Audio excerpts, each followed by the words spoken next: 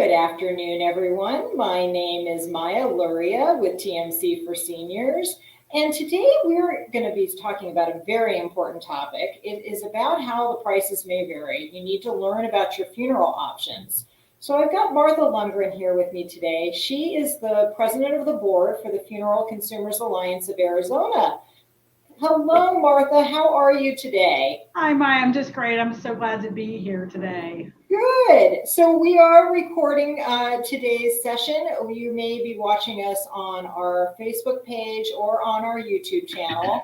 If you have any questions that come up, I know Martha's going to cover a lot of territory and a lot of information that I think you're going to find very interesting when you are thinking about how to plan for the future. So I'm going to let her jump into that, but please leave any questions you may have in the comment section and we'll go over those at the end. So you can go ahead, Martha. Thank you so much, Maya. I really appreciate the invitation to share this information with TMC for Seniors today.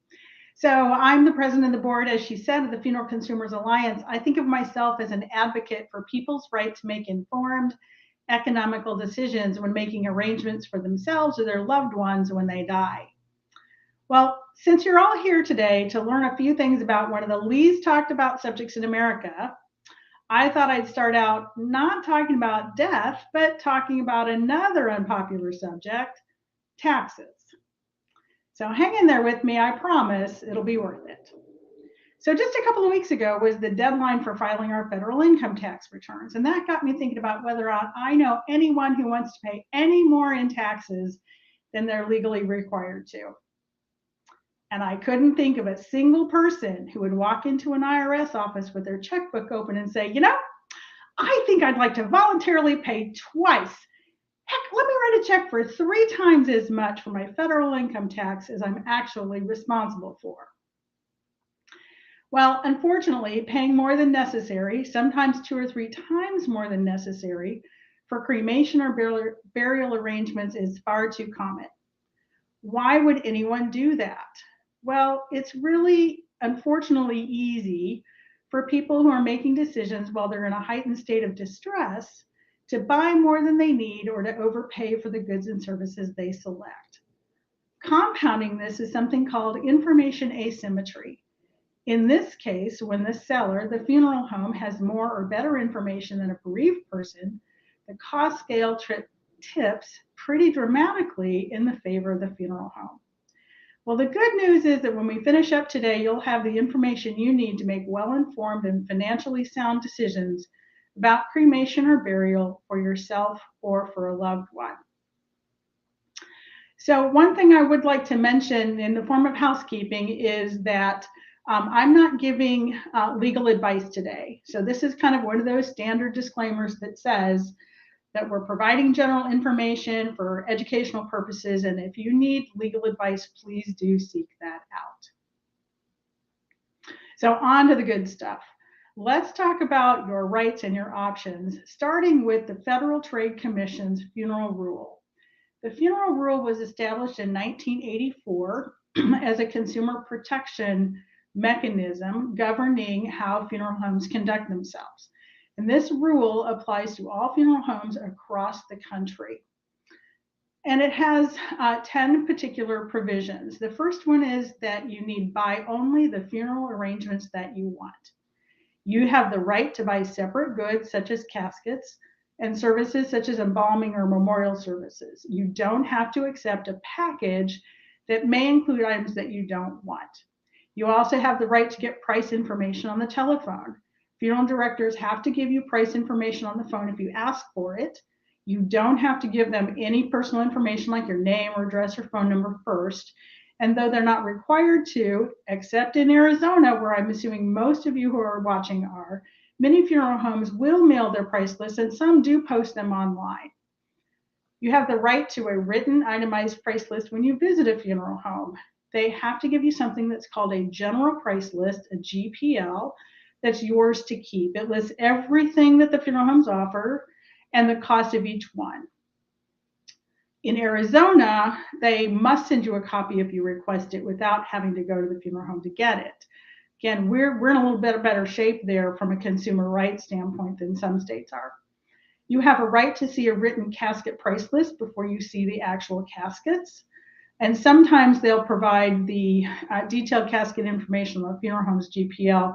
Oftentimes that's in a separate price list. Make sure that if you wish to purchase a casket, you get the price information before you see them so that you can ask about lower priced products that might not be on display. You also have the right to see a written outer burial container price list. An outer burial container is not required by state law anywhere in the US, but cemeteries might require them to prevent the ground from caving in down into the grave. If the funeral home sells containers but don't list their prices on the GPO, you have a right to see that separate container price list as well. You have the right to receive a written statement after you decide what you want and before you pay, and it should show you exactly what you're buying, the cost of each item. They must give you a statement listing every good and service you've selected, the price of each, and the total cost immediately after you make the arrangements. You have the right to a written explanation in the statement from the funeral home that describes any legal cemetery or crematory requirements that may require you to buy any additional funeral goods or services. So it could be that the funeral home may be contracting with another entity for a service they don't provide, or helping you make arrangements for a cemetery that they don't own. They have to make sure that you have the information on any legal requirements or any legal cemetery or crematory requirements that might require that you buy additional services. You can use an alternative container instead of a casket for cremation. There's no state or local law that requires that a casket be used for cremation.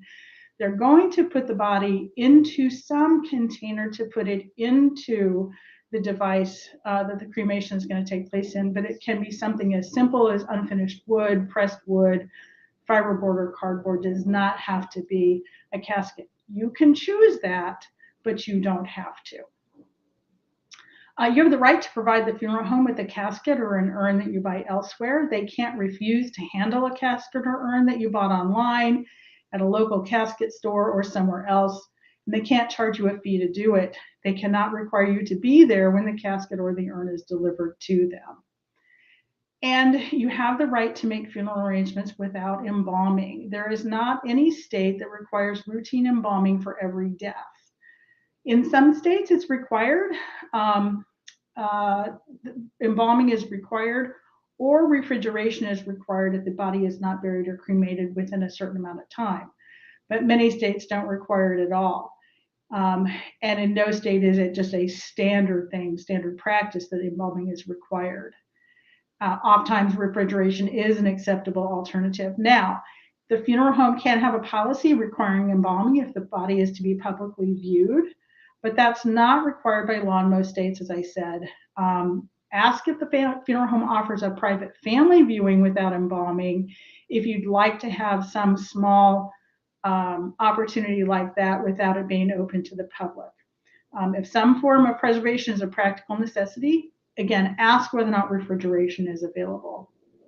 So those are the things that the funeral rule, which is through the Federal Trade Commission, those are requirements on the funeral home, those consumer protections.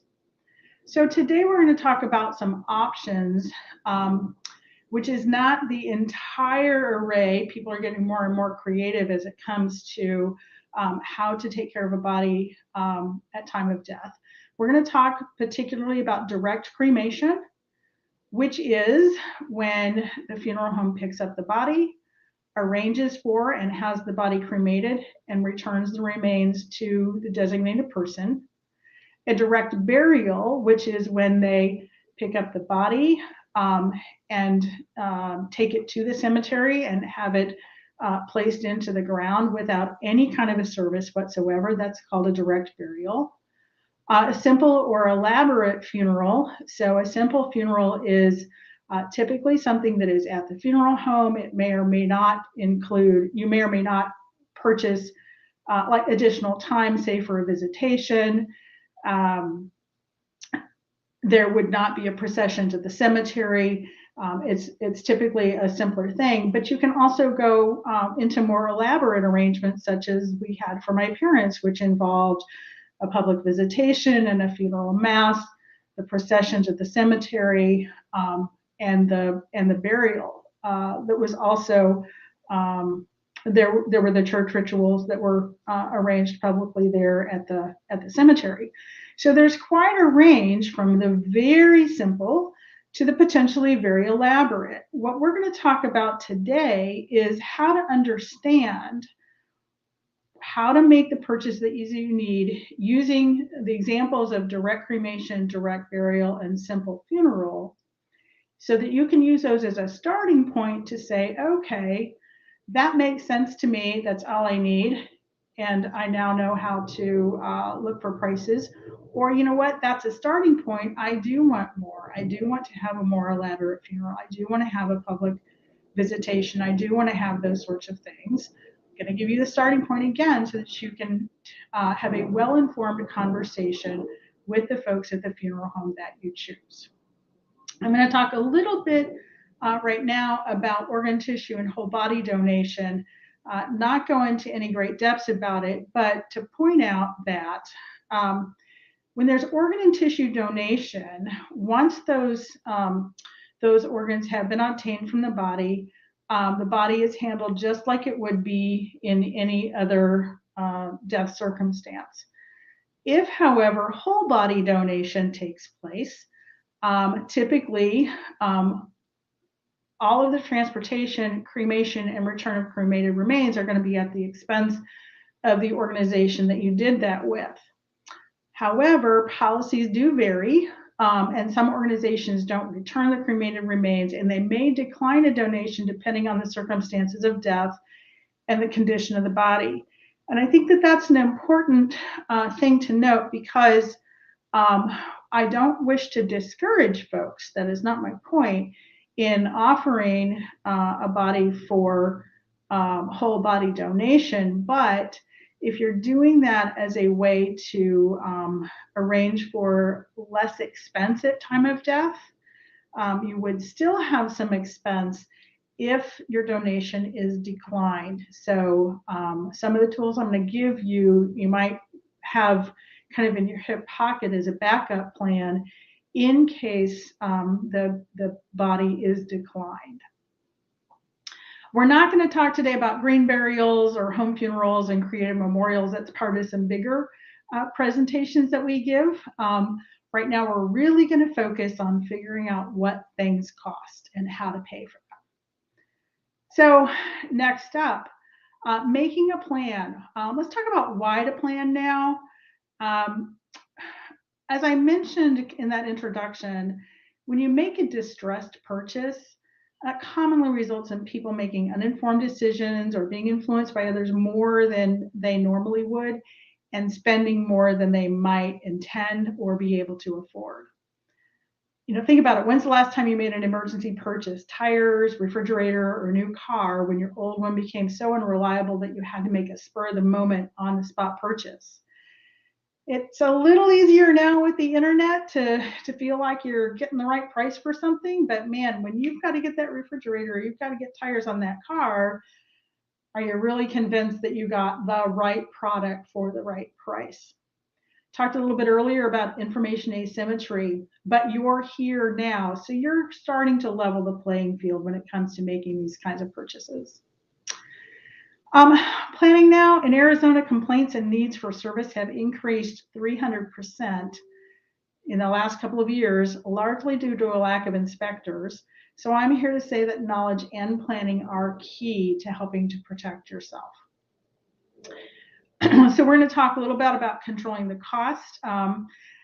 One of the expressions I heard somewhere along the way is that most people are willing to pay a premium to put off thinking about death. So congratulations, you're here. Just being here today means that you're not paying a premium just for that. I just don't want to think about it. We're also going to talk a little bit about pre-planning versus pre-paying. That's a really important thing to be well informed about. So let's take a look at what's involved. gave you a very brief definition of a direct cremation, a direct burial, and a full funeral. When you get this access to this presentation later, you can pause it here and look at this in some more detail. But this chart, which is also available on the Funeral Consumers Alliance website, I'll show you that in a few minutes, lists what we price out when we do a price comparison survey across all the funeral homes in the state. These are the things that are included in each one. So in a direct cremation, it's removal of the deceased person from the place of death, the arrangements conference, filing for the necessary permits and the death certificate, and so on. And you'll see that a direct burial is not going to have a cost of cremation, right? That's pretty straightforward. What this does is lets you go into a funeral home and get prices for what you need, if indeed all you want is a direct cremation, or all you want is a direct burial, or if you want a simple full funeral. Then if you wish to add things, you can add them on, and you can also ask for the funeral home to price it as a package. But if you do get package pricing, make sure that you understand what's in that package and make sure that you're not paying for something that you don't want or need. So this little checklist is a really nice reference point for you for some conversations that you'll need to have. Plan in advance, don't pay in advance. Say it with me, plan in advance, don't pay in advance. More than one website that I have visited used the term pre-planning and prepaying as if they were synonymous, and they're not. When you pre-plan, there is no payment going to change hands unless you choose to. Not surprisingly, some of these funeral homes that, and one in particular, one memorable one in particular that used those terms interchangeably, was a funeral provider that was really intending to convince consumers to prepay for their services, even though they were kept using the word pre-planning. But it's important to understand a little bit about this and when to prepay. There's one circumstance that you might want to prepay. This chart, again, you'll be able to see this when you, if you want to look at it again, when Maya sends this recording out, or we can get that to you if you contact the office. But there's funeral trusts, fixed price, non-fixed price, where you're not guaranteed the price that you paid when you purchased it. There's insurance-funded funeral plans, and then there's a payable on death account. The first three of them, you really lose control of your money. Someone else has control of your money when you purchase a fixed price funeral trust, a non-fixed price trust, or insurance-funded plan. Some of those are portable and can be taken to another funeral home, and some of them cannot. You have to read the contract very carefully. Some of these contracts are cancelable, some of them are not. The one place that you have full control of your funds is if you choose a payable on death account. You estimate how much your funeral expenses are going to be. You deposit that or save that up into an account with a trusted person whose name is listed as your payable on death beneficiary. They will have to have a copy of your death certificate under most circumstances to obtain those funds from the bank. So there might be a little bit of a lag between needing to make the funeral arrangements and having access to this money. But up until your death, you still have full control of what's in the payable on death account. You can change who is going to be responsible or have access to those funds when you die, and make sure that that's a trusted relationship that you have with them, and they will use the money for that purpose. The only time the Funeral Consumers Alliance recommends prepaying for a funeral home is if you're in those circumstances where you're needing to pay down assets for Medicaid benefits purposes. Otherwise, we do not recommend it. We recommend that you retain control of your money and have the most flexibility. So it's important to find out the cost. Now, the reason this says find out the average cost is The article that a lot of this is based on, it was an excellent piece of information, said to find out the average cost, and frankly, the average cost of a funeral is really, in my opinion, meaningless, because as you can see, let's take a look at the average of prices in Central Arizona for direct cremation is not going to be reflective of the variance. There's a 568% variation in the cost of a direct cremation from $545 to $3,095 if you average just those two, which is not the way to actually get your average price, but we'll just average those two. The average of that is $2,000 or so, but the variance is $545 to $3,095. You really want to know how much do they vary, and where does the funeral home that you're talking with fit in with that? And where do you get this information? I'm going to show you that in a few minutes. You don't have to go to every single funeral home to get this information. We've done that legwork for you as one of the parts of the mission of the Funeral Consumers Alliance of Arizona. We are not a funeral home. We don't make funeral arrangements. We don't benefit financially from any funeral transaction that a member or someone we give information to has with a funeral home. We're a consumer organization providing objective, factual information to folks, and we have done a lot of legwork to make sure that we understand what the full range of prices are for funerals in Arizona. But you can see that's a pretty wild swing there, $545 to $3,095 in Central Arizona. Let me see if there's anything else I'm going to show you on this. So these are just some really high level look at what prices for a direct cremation, a direct burial, a full funeral are. Remember that these are before the cost of the grave, and in the case of burial, before the cost of the burial container, the casket. And please understand that I'm not saying that you should spend the least amount of money possible.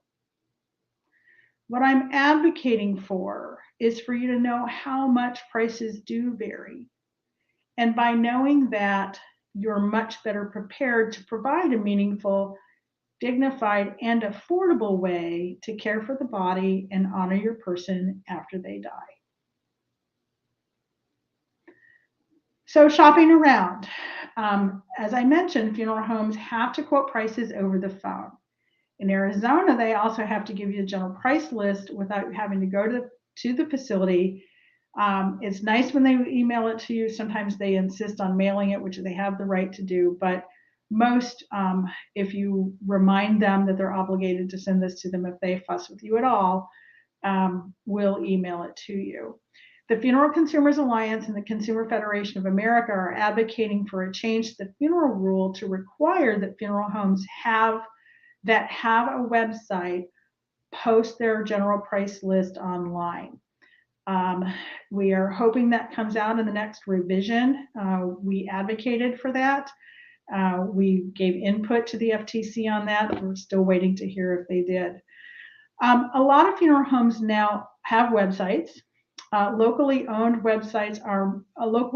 funeral homes are more likely to publish their general price list on their website than the corporations are. Corporations like Service Corporation, International, and Foundation Partners. These are the organizations that own hundreds of funeral homes across the country, and I haven't found a single SCI or Foundation Partners. You'll also know them as Dignity is one of the brands that they use to put their GPLs on their website. Well, why don't they? Well, lack of price transparency works in a seller's favor, especially when somebody's making urgent decisions. We talked about that. There's a lot of stress associated with loss and grief, and there's a lot of urgency. So in this section and the next, I'll share some strategies to help you make those dignified and affordable arrangements. See if there's anything else I want to cover here. If you are looking for a price list online, the easiest thing to do is to consult the Google. Just use the search term general price list, and then funeral home, and then the town that you're looking for the funeral home in. If you just go to the funeral home website and look around, sometimes they're a little hard to find, but a search engine will come up with them. So we talked about this a little bit already. I think this may be a bit of a duplicate slide. Oh, okay. Here's what I want to show you here. I'm going to hop over to our price comparison report here in a minute, just so you can see what it looks like. It's a starting point. Planning ahead and talking to several funeral homes is important, especially if you want to buy goods and services in addition to the direct burial and direct cremation costs. We do a price comparison report on all of the funeral homes in Arizona to the best of our ability. We include this chart of goods and services. We indicate what's included and what's not included. And please keep in mind that funeral homes may have a package deal that could end up better. We do an itemized and added up approach to it. And we also divide the state up geographically. Make sure you look a little wider than you might otherwise. For example, if you have somebody in the Phoenix area that you need to care for, David's Funeral Home in Wickenburg, which has contracted rates for members of Funeral Consumers Alliance, will actually go 100 miles in the discounted rate for FCA members. If you're doing a direct cremation, they're covering the distance, not you. You can do a lot. When I made my husband's funeral arrangements, or his cremation arrangements, he did everything on the telephone. The only time I visited the funeral home was to receive his cremated remains back. They can be shipped to you. You may want to have a higher touch experience than I did.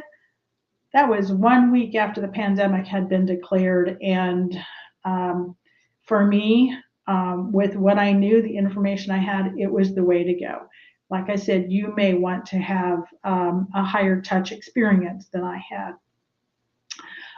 Pointing out that direct cremation and direct burial prices don't include private family viewing, witnessing a cremation. Some folks choose to do that. Use of a mortuary chapel for a service, flowers, clergy fees, obituary notices. So if it's not on this list, we have not included it in the pricing that we report out for comparison purposes. The full funeral price also doesn't include the burial plot, opening and closing the grave liner, the vault, the marker and headstone, burial clothing, clergy fees, that sort of thing. So as you want and need more, you just need to ask those questions and make sure that you add them to your notes and to your calculation, and make sure it's covered in the statement that the funeral home will give you. So buying only what you want is one of those rights that is protected by the funeral rule. You can purchase items elsewhere or not at all. And this is what a lot of people don't realize they can do. You can even purchase an urn, a casket, or a gravesite from somewhere other than the funeral home. AARP had an article in 2020 called 8 Tips for Planning a Funeral, and talks a lot about how you can unbundle packages, buy the goods and services individually, and repackage them back together. The median cost that they quoted in that article, this was in 2020, median cost of a casket from a funeral home was $2,500. Amazon will deliver a $999 casket, including free shipping for Prime members. Seriously, you can buy a casket from Amazon. For some people, they're like, I get it, I'm in. And other people are going to be like, that makes me really uncomfortable. I get it. It's what works for you, what is dignified and meaningful and affordable for you and your family. You can also get creative. You can see over my shoulder, this way, right behind me there, is a beautiful, simple, lovely wooden box that contains my husband's ashes.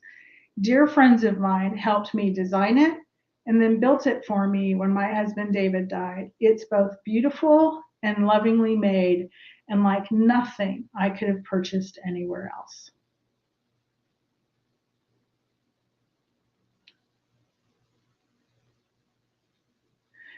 So let's hop over to the price comparison report. I'll let you see what it looks like here. So this on your screen probably looks pretty busy, but you just go out to fcaaz.org and pricing, and this link will be in the resources that I have available for you at the end. But we're going to list by city with the address and the name of the owner and their phone number. We'll list if it's an individual owner. Or you'll see like Adair Dodge is now owned by Foundation Partners. Desert Rose is a Service Corporation International, so we don't list the individual owners there. And the calculated prices for direct cremation, direct burial, and full funeral using that same checklist that you've seen a couple of times in this presentation. So that provides you with every funeral home that we're aware of in the state and what those prices are. Now, again, as you add services that you need, you might find that one funeral home or another might end up being more expensive when they started out a little less expensive. That's why we suggest that you contact 2 or 3 and ultimately make your decision on a combination of pricing, your experience with them, and just whether or not you have found that right fit for you and your family.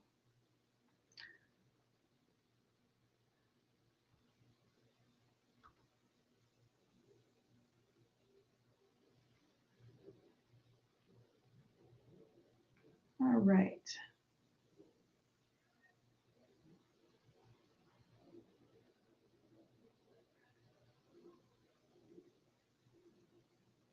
So buying only what you want and where you want to. What's important to you? Do you want to save money on burial plots or niches, caskets, and urns? So you can purchase those from a funeral home. There is a resale market for burial plots where a family may have decided that they weren't going to use some that they had. The cemetery doesn't resell them, but there's actually a resale market for them. And I think I have in the resources a couple of examples of where you can go to find out whether or not there are any funeral plots for sale on the resale market. There are ways to buy discounted urns and build your own options. I haven't seen in the United States, but there's some groups in New Zealand that build and decorate their own caskets, and they're amazing and beautiful and personalized. And of course, I shared the experience that I had with my friends Marty and Ann, who so lovingly helped me with the wooden urn for my husband's ashes. Newspaper obituaries can be very expensive, several $100s for more than just a few lines. There are alternatives to newspaper obituaries. Social media is one. In addition to putting my husband's obituary in the local paper back in the town that he was raised in, I did post it on social media. I was really delighted to see that the Military Times has partnered with Legacy.com to offer a free permanent obituary for veterans. So this is a way for military families to celebrate and remember those who served at no expense to the family. They can get a print obituary and enhanced promotion on social media for a modest fee, but The online only notice is available for any veteran for free on legacy.com in cooperation with Military Times. And I believe I have that also in the resource list. If you want to have a full funeral, you're going to have some additional expenses there that you need to plan for. An honorarium for your celebrant if you use someone other than the staff at the funeral home. If you're going to include a procession, if you're going to have flowers on the casket that you have arranged as opposed to those, or in addition to those that others might honor your loved one with. If you want to have the ceremony recorded or live streamed, make sure you find out whether or not they're going to charge you additional for that. If you're going to display a photo memorial as a slideshow, are they going to charge you for the resources needed to do that, or is that going to be included? Do they do that without charging any additional? So again, think through what is it that you want, what's meaningful to you. Make sure you get it priced out, and it's probably like many things. When it all adds up, you might go, yep, that's exactly what I want. I have the money. I'm comfortable with that. And there's going to be, for some folks, you're going to look at that and go, that's not that important to me. I need to make sure that I don't leave someone else needing to come up with some money that I didn't plan for.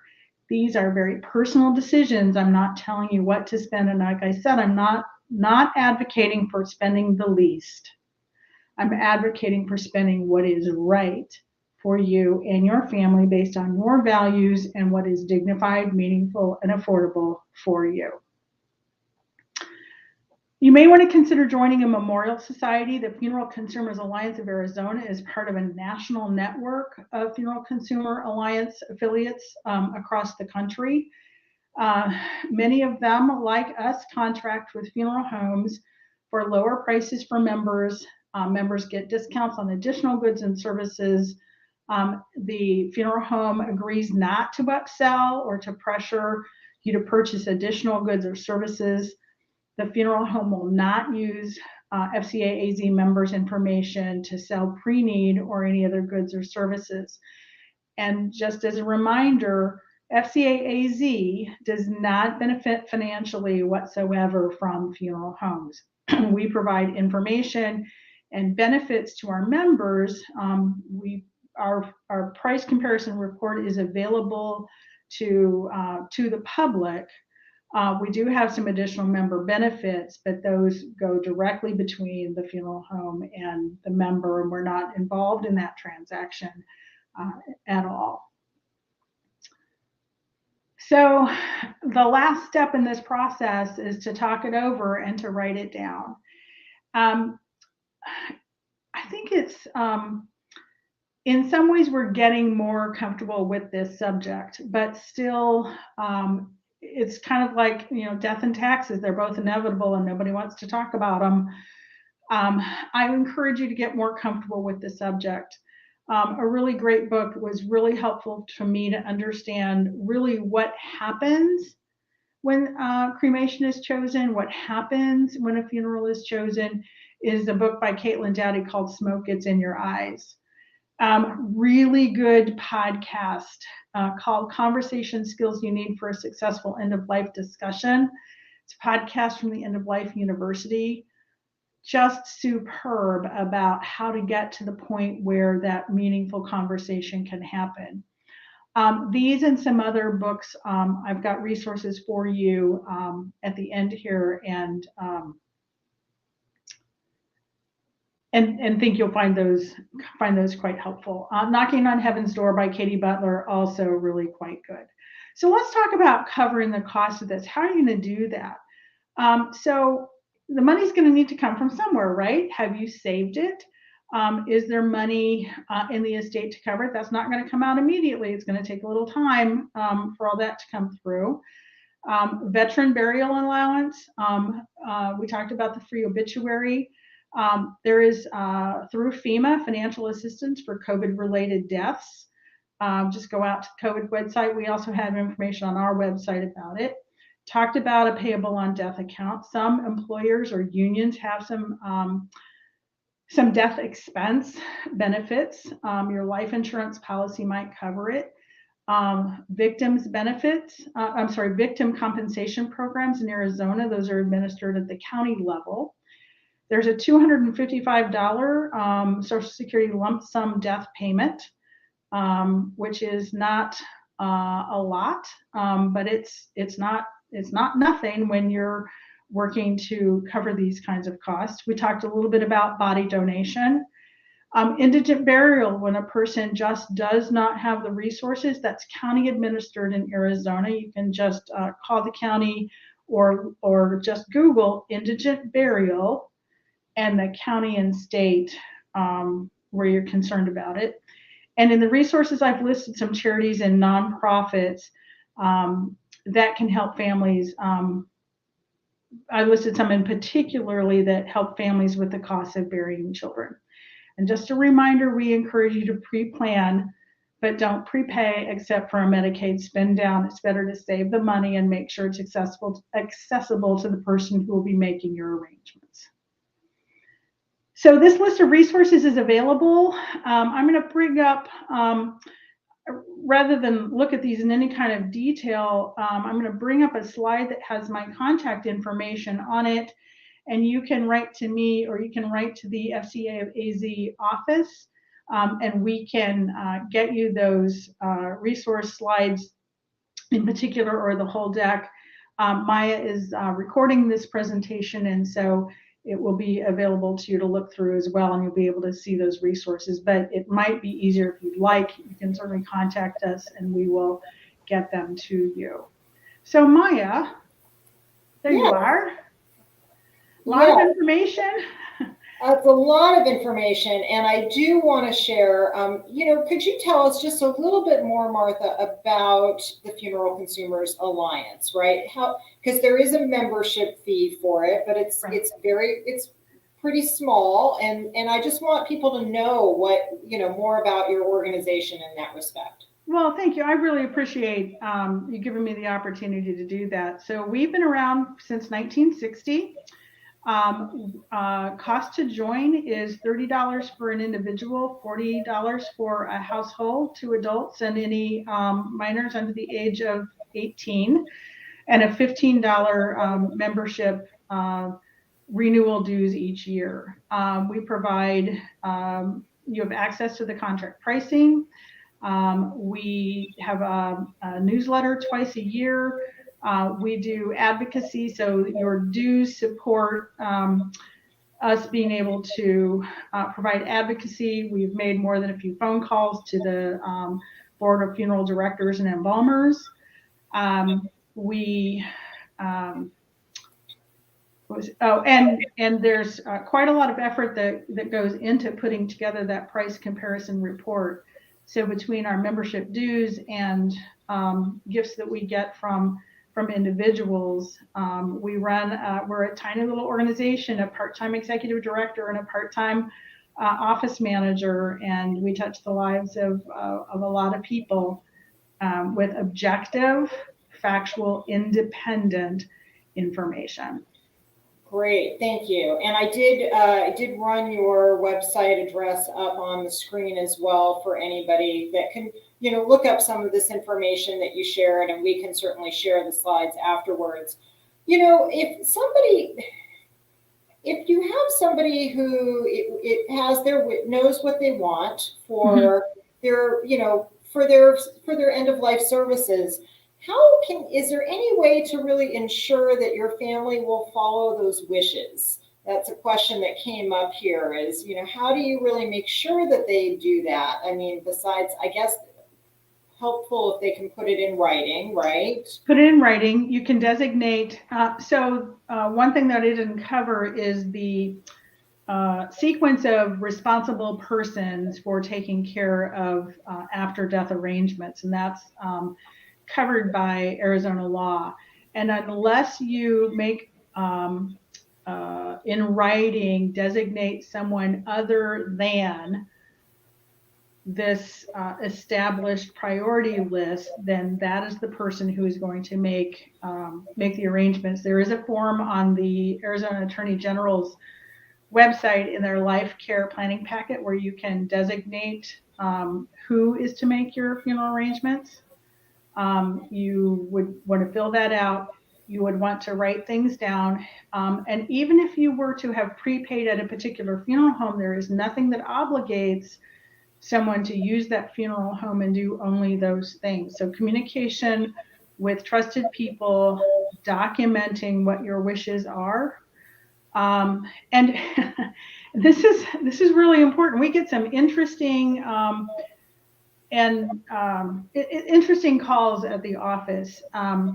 There was a situation where a couple had been married, had been separated for literally decades, and a divorce never formalized. They were not legally separated. They were not legally divorced. And the gentleman who died had maintained a close and loving relationship with the remainder of his family members that lived in Tucson. When his still legally wedded wife learned of his death, she was, according to law, entitled to make his arrangements. And she did, and made them very differently from what the others knew he wanted. And there was nothing that they could do about that. So keep your legal affairs in order. Dot your I's, cross your T's, use the forms that are available from the Attorney General, and communicate with your loved ones. Right. We always talk about sharing those forms. I know oftentimes they go in the safe where nobody can get to them. So we are reminding people often, like, make sure that you are sharing what your wishes are and that they have that documentation as well. Now, I don't know about this, but if a family death occurs out of state or out of your own town, how does that affect the whole process? You know, let's say somebody lives in Tucson, wants to actually have they want to have everything done in Tucson, but everything happened in another state. How does that process then work to get them back to their home, to wherever their home was? So funeral homes are really well versed in working with each other under those circumstances. If you need to have the body transported, there's going to be some cost to do that. If, however, the intention is for the body to be cremated, you can have it cremated where they died, and then the only cost of transportation is of the cremated remains. And that expense can add up quite a lot. Even, you know, if somebody is in Flagstaff and the rest of the family is in Tucson, that transportation charge can add up quite a bit. You know, when families, so common in Arizona for there to be families that spend part of their time in northern states and part of their time in the warmer southern winter. And so again, when we talk about having prepaid, unless your prepayment package allows for flexibility with to be able to use a different funeral home than the one that you did that prepayment through, you may end up without access to that money. Also, if you've prepaid your funeral and not made sure that whomever is going to be making your arrangements has access to the documentation, they may not know that they need to go to funeral home A instead of funeral home C. So communication is just really, really critical. Great. And I like your terminology, pre-plan. instead of prepay seems like it's really key in what you're discussing today. I had somebody mentioned that they've used a different company, and I know you said you have another presentation that might be more expansive on the different types of burials. It's with Recompose Life, where there's a composting and goes back into a national park. So there definitely seems to be, there are certainly new options out there for folks to consider as well. You can even have remains put in fireworks, cremated remains in fireworks. There you go. You know, I haven't made a final decision about that, and you know, I still have to decide how long I'm going to keep my husband's cremated remains in my home, and that's an option I'm considering.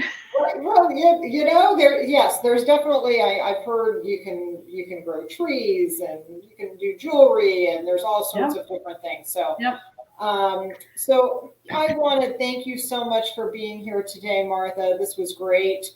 If anyone has any questions regarding how the pricing works or would like to review it, please be sure to go to the Funeral Consumers Alliance page as well. You can certainly give us a call in the office, and we'd be happy to send you over the information. The phone number here is 520-324-1960. Thank you again, Martha. We look forward to seeing you at our next talk.